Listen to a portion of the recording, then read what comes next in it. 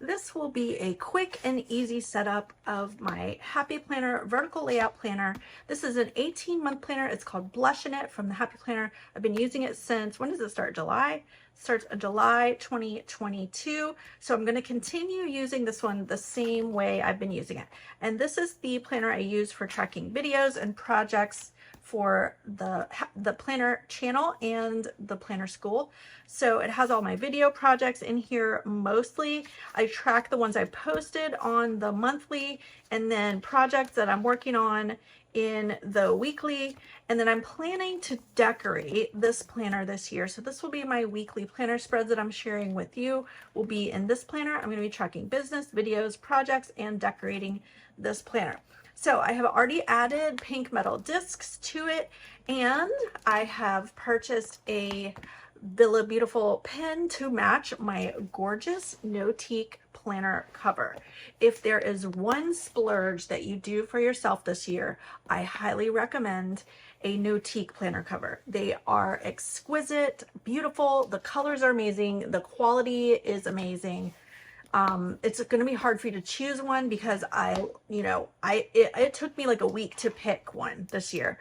So I have this rose pink one in Saffiano is the texture.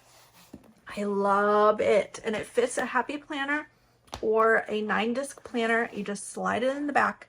It has all these pockets, this really cute scallop pocket in the back, slide in pockets here, pockets in the front. I added this cute little what is this called? You could use it as a bookmark. It's a paper clip from Notique. It's gorgeous. I love it. I can't recommend it more. Their products are fantastic. So if you're looking for something nice for your planner cover, or for a budget planner, check out Notique. All the details will be in the description box about Notique and this planner. I have another setup video for how I set up this planner. Like I said, I've been using it for a while. It does have an envelope in the front for receipts. It has a folder for some extra stickers. It has a, like the accessories pack I had added to this planner. So it has some dashboards here. And then in the back, it has additional dashboard and extra paper, and I think it has, yeah, a couple different kinds of paper added to the back in case I want to use that. So this is like my business planner for 2023, and I'm so obsessed. I love it. It's so pretty, and it's totally me. If you're setting up your Happy Planner, here's my recommendations. Decide on your priorities. I have a video series called How to Plan, which I will link in the cards in the description, that will help you with choosing your priorities and choosing what to track in your planner and where to track it. I suggest you decide what you're tracking in each of the sections in your planner when you're setting it up. And then I like all the layouts. Like, there's really not a bad layout. I love planners.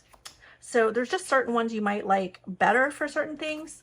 If you like to write a lot, use a horizontal. If you're doing budgeting, I like to use a dashboard.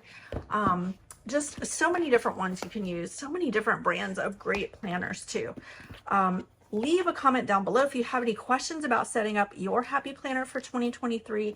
I have a ton of other setup videos I can link as well, so that can give you some ideas, but this will be my vertical Happy Planner setup for 2023.